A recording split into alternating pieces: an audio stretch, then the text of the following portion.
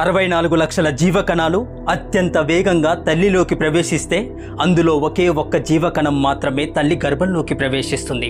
అది కూడా మొండాన్ని కోల్పోయిన ఆ కణం శిరస్సుతో మాత్రమే గర్భంలోకి ప్రవేశిస్తుంది.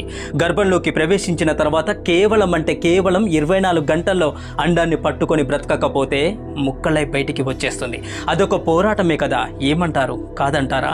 ఆ పోరాటంలో మనకు దేవుడిచ్చిన సమయం కేవలం 24 గంటలు మాత్రమే. నిలిచావా బ్రతుకుతావు, లేదంటే ముక్కలై బయటికి వచ్చేస్తావు.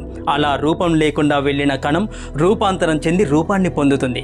గర్భంలో కాళ్ళు చేతులు కదపలేని స్థితి, నోటితో చెప్పలేని పరిస్థితి. ఆ అంధకారంలో ఏం జరుగుతున్నా భరించాలి.